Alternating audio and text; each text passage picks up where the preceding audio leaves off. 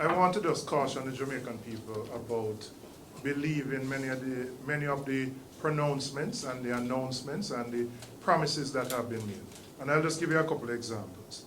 The social housing program, since 2018, it has delivered 200 houses.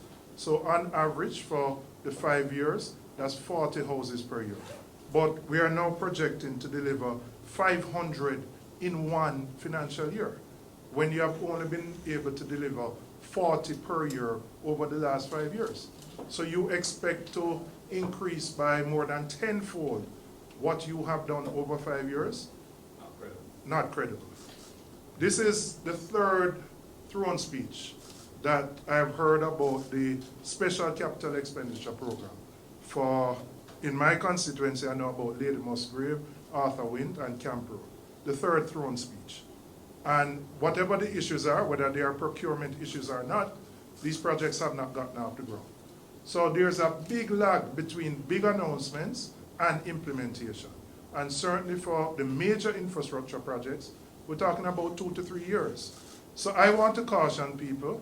The Prime Minister made another big announcement, which we welcome, the SPARK program, where members of Parliament will be allocated 150 million.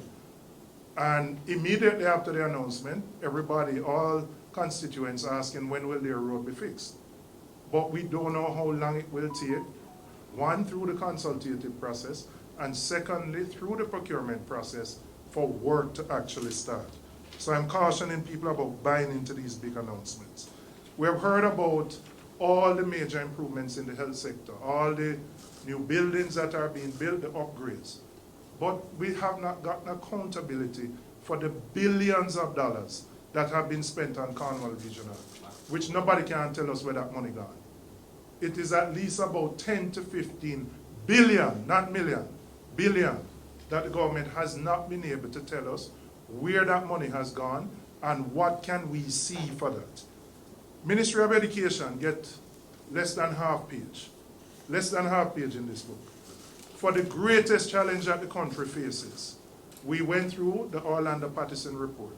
There's no status on the implementation of the recommendations.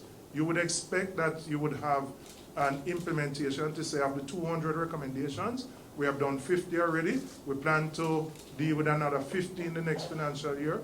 No, but we hear something called Transform Education for National Development. It sounds good, but what we want to know is what is the government doing with those recommendations and where is the implementation? On the issue of renewable energies, it's an absolute disgrace that 8 years, February 25th marked 8 years that this government is in office. That is the first time that they are sending out a request for proposal for renewable energy. So what that means is that we have been, for the last 8 years, continuing the consumption of heavy fuel oil. There is no excuse for a government in 8 years only now putting out a request for a proposal, which means that after people respond, you probably have a year, and then the build out, once you have selected the successful bidders, is another 2 to 3 years. So you're not going to see that coming onto the grid for another 3 years. And that is a result of corruption. And we must understand that. In 2016, when this administration took over, the other minister, it's 4 ministers in that portfolio from 2016.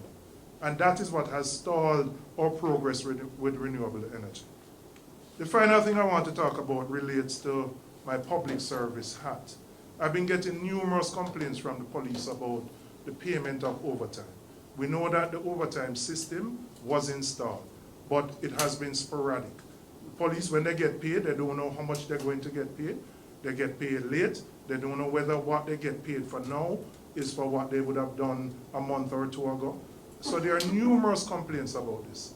And I want to call on the Minister of National Security to address these complaints. It's affecting the morale of the police force. People are out there putting their lives on the line, and they're very demotivated that even with the implementation of the system, there is no certainty about when they're going to get paid and what they're going to get paid.